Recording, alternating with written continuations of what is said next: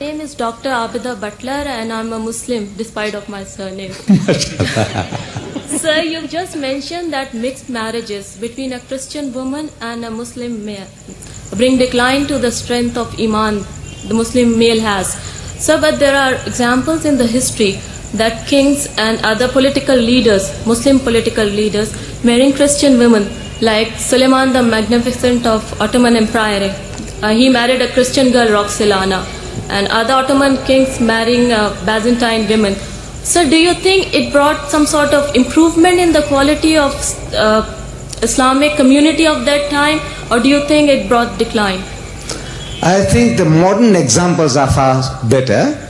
Modern examples, Suharto, the president of the biggest Muslim community in the world, Indonesia. He's got a Catholic wife.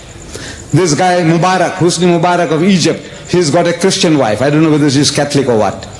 Then Hussein of Jordan, he's got a Christian wife.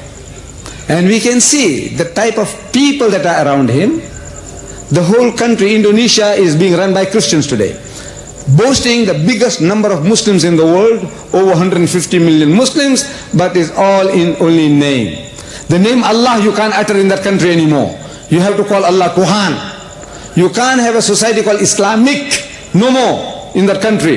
You have the Pancasila in which number one principle is that there is but one God, and this God is Tuhan, not Allah. You dare not call him Allah, you dare not write Allah, you dare not write the word Islam.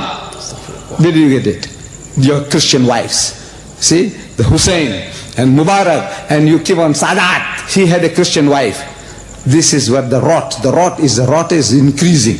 You see, look, I'm asking, can't you find Muslim women who are good enough to be your wives? What is going wrong? No. The thing is this, these westernized people, when they go out, it's very easy to date this Christian woman. You see, the Christians, the women are throwing themselves at the feet of the Muslim. The guys are hungry. Man is animal by nature.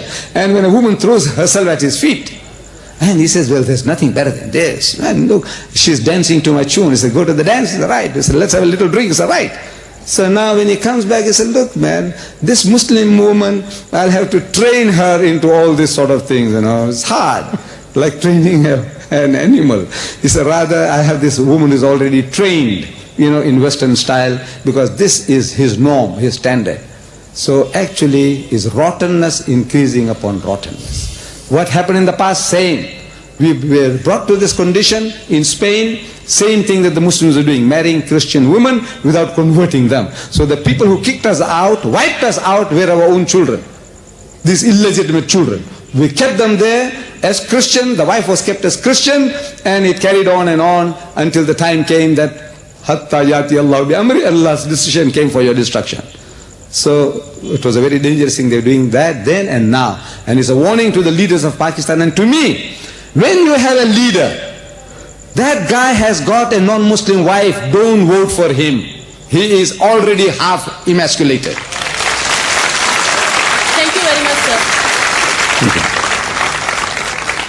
He is emasculated. His wife, because women. You see, the Frenchman says very beautifully. He says, women can do anything because they govern those who govern everything. And that's my case too. See, I have to say, my wife, if she didn't give me permission, I couldn't be here. Wallah, I tell you.